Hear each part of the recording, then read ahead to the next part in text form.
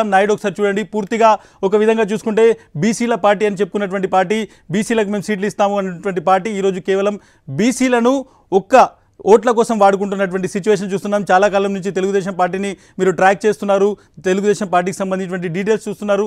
ఈరోజు ఈ వచ్చినటువంటి మూడో లిస్టు తర్వాత మొత్తం తెలుగుదేశం పార్టీకి సంబంధించినటువంటి అభ్యర్థుల లిస్టు మనం ఎట్లా చూడాల్సి ఉంటుంది, వాళ్ళకి సంబంధించినటువంటి క్యాస్ట్ కాంబినేషన్ చూస్తే ఏమర్థమవుతుంది? ఇస్మాయిల్, తెలుగుదేశం పార్టీ బీసీలను కేవలం ఓటు బ్యాంకుగానే చూస్తుందనే దానికి ఈరోజు విడుదల చేసిన ఎంపీల లిస్టే దీనికి ఉదాహరణగా చెప్పొచ్చు. కేవలం బీసీలు అనేవి ఓటు బ్యాంకుగానే ఉపయోగపడతారు, వాళ్ళు పదవులు ఇవ్వడానికి ఉపయోగపడనే విషయం మనకి స్పష్టమవుతుంది. చంద్రబాబు నాయుడు ఏనాడు కూడా బీసీలను వాడుకున్నారో తప్ప వాళ్ళకి ఎప్పుడు కూడా కీలకమైన పదవులు ఇవ్వలేదు, వారిని ఎప్పుడు కూడా చంద్రబాబు నాయుడు నమ్మలేదు. కేవలం బీసీలను ఒక ఓటు బ్యాంకుగానే చూస్తూ వచ్చారు. గతంలో బీసీలు జడ్జీలుగా కూడా పనికిరారంటూ లెటర్లు రాసిన సందర్భాలు కూడా ఉన్నాయి. బీసీలకు ఎప్పుడు కూడా చంద్రబాబు అన్యాయం చేస్తూనే వస్తారు. వాళ్ళు తోకలు కట్ చేస్తామని చెప్తూ మాట్లాడారు, వాళ్ళు తోలు తీస్తామని బెదిరిస్తూ మాట్లాడారు. కానీ ఈరోజు ఇచ్చిన సీట్లు పార్లమెంటు 13 సీట్లలో కూడా కేవలం 4 స్థానాలను మాత్రమే వారికి కేటాయించడం జరిగింది. చంద్రబాబు నాయుడు తీరును చూసి బీసీలంతా కూడా మండిపడుతున్నారు. ఇదేనా బీసీలకి చేస్తున్న న్యాయం, సామాజిక న్యాయం అనేది ఎక్కడ జరుగుతుంది? ఈరోజు జరిగిన లిస్టులో చంద్రబాబు నాయుడు సామాజిక వర్గానికి చెందిన వారికే పెద్దపీట వేసుకున్నారే తప్ప బీసీలకు ఎక్కడా న్యాయం జరగలేదు అంటూ కూడా బీసీలు ఒక ఆవేదన వ్యక్తం చేస్తున్నారు. మరోవైపు కాపు సామాజిక వర్గానికి రిక్తహస్తాన్ని చంద్రబాబు నాయుడు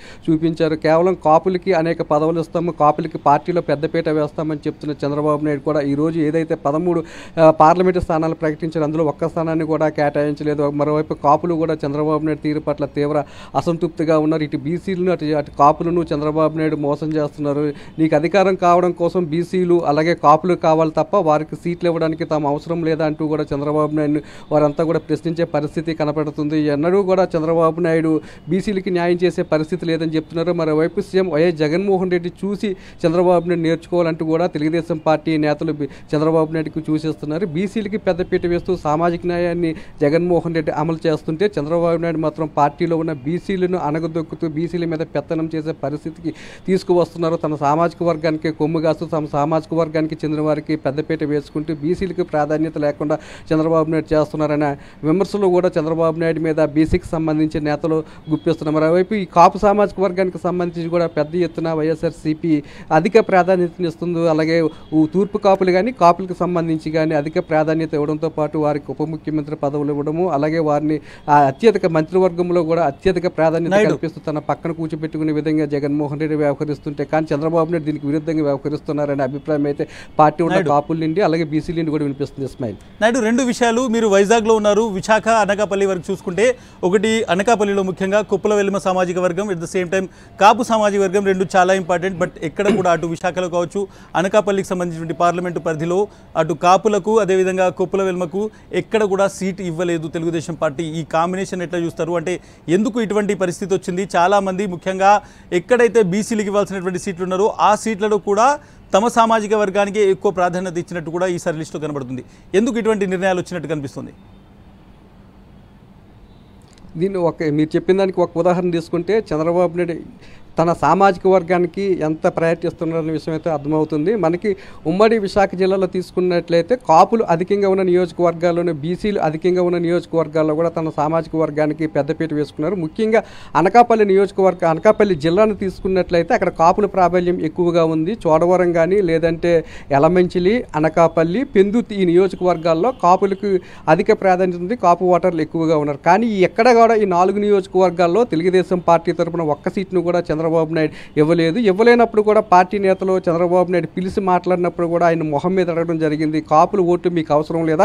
కాపులంటే మీకు అంత చిన్న చూపుగా కనిపిస్తున్నారా? ఎందుకు అనకాపల్లి జిల్లాలో ఒక్క కాపుకి కూడా మీరు సీట్ ఇవ్వలేకపోయారంటూ కూడా కాపు సామాజిక వర్గానికి చెందిన తెలుగుదేశం పార్టీ ప్రజాప్రతినిధులు చంద్రబాబు నాయుడు ప్రశ్నించారు.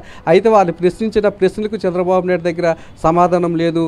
తర్వాత చూస్తాను మీ సంగతిని చెప్పారు తప్పగానే ఎక్కడా కూడా కాపులకు న్యాయం చేస్తామని ఒక హామీ ఇవ్వలేదు. అలాగే వెలమ సామాజిక వర్గానికి చెందిన పార్టీని మొదటి నుంచి నమ్ముకుని ఉన్న బండారు సత్యనారాయణ మూర్తి లాంటి వారికి కూడా తీవ్ర అన్యాయం చేశారని చెప్పి బండారు సత్యనారాయణ వాపోతున్నారు. తాను 1985 నుండి కూడా పార్టీలో ఉన్నాను, పార్టీకి ఎటువంటి కష్టకాలంలో కూడా అండగా ఉన్నాను, ఎవరైనా పార్టీ మీద మాట్లాడితే విమర్శించే వారిలో నేను ఉండేవాడిని, అటువంటి తనకే అన్యాయం చేశారు చంద్రబాబు నాయుడు. ఈ చంద్రబాబు నాయుడు లాంటి వారిని నమ్ముకొని ముందుకు వెళ్తే మాలాంటి వారి పరిస్థితి ఏమవుతుందని ఒక ఆవేదన కూడా వ్యక్తం చేస్తున్నాం. మరోవైపు విశాఖ సౌత్ నియోజకవర్గానికి సంబంధించి గండిబాబ్జీ కూడా సీట్ ఇవ్వనందుకు నిరసనగా వెలమ సామాజిక వర్గానికి చెందిన గండిబాబ్జీ కూడా రాజీనామా చేశారు. మరోవైపు రామానాయుడు కూడా మాడుగుల నియోజకవర్గంలో సీట్ ఇవ్వలేదని చెప్పి తీవ్ర అసంతృప్తిగా ఉన్నారు ఇస్మాయిల్. రైట్, మనం చూస్తున్నాం ముఖ్యంగా వైజాగ్లో కూడా చూసుకుంటే విశాఖ సిటీలో విశాఖ సౌత్కు సంబంధించి కూడా చాలా రోజుల నుంచి ఒక ఆందోళన జరుగుతోంది. వంశీకృష్ణ యాదవ్కి ఇవ్వద్దు అనేటువంటి ఒక ఆందోళన జరుగుతోంది. సో డెఫినెట్గా దీన్ని ఎట్లా చూస్తారు? జనసేనలో కూడా ఒక సీట్ ఇచ్చిన తర్వాత ఇంటర్నల్ ఫైట్ కనిపిస్తుంది విశాఖ వరకు, దీన్ని ఎట్లా చూస్తారు? సౌత్ నియోజకవర్గంలో కొత్తగా వచ్చిన నేతకు ఏ విధంగా సీట్ ఇస్తారంటూ కూడా జనసేన నాయకులు ప్రశ్నిస్తున్నారు. అసలు వంశీ అని ఆయన సౌత్ నియోజకవర్గానికి సంబంధించిన వ్యక్తి కాదు. గతంలో తూర్పు నియోజకవర్గంలో పోటీ చేసిన వంశీ 50,000 ఓట్ల తేడాతో ఓడిపోయారు. అటువంటి వ్యక్తిని తీసుకొచ్చి తమ నెత్తి మీద రుద్దే ప్రయత్నం చేస్తున్నారు. అటువంటి వ్యక్తిని తమ మీదకి తీసుకొచ్చి పోటీ చేస్తే సహించేది లేదంటూ కూడా స్థానికంగా ఉన్న నేతలు పవన్ కళ్యాణ్ వైఖరి మీద తీవ్రంగా మండిపడుతున్నారు. మీకు ఈ సీట్ ఇవ్వాలనుకుంటే స్థానికంగా 3 నేతలు పోటీ చేస్తున్నాము. సాదికి, మోగి శ్రీనివాస్ అలాగే మరొక నేత పోటీ చేస్తున్నాం కాబట్టి మా ముగ్గురులో ఎవరికి సీట్ ఇచ్చినా పర్వాలేదు, కానీ వేరే వ్యక్తికి తీసుకొచ్చి సీట్ ఇస్తే సహించేది లేదంటున్నారు. వంశీకి పెద్ద ఎత్తున వ్యతిరేకంగా నినాదాలు చేస్తున్నారు. అలాగే వంశీ దిష్టిబొమ్మలు కూడా తగలబెట్టిన పరిస్థితి కనిపిస్తుంది. రైట్ నాయుడు, నేను మళ్ళీ మీ దగ్గరికి వస్తాను. మీరు చాలా రోజుల నుంచి ముఖ్యంగా Uttarandhra at the same time BJP జనసేనకు సంబంధించిన మొత్తం సీట్లను అట్ ద సేమ్ టైం ఈ మొత్తం రాజకీయాలను పరిశీలిస్తున్నారు.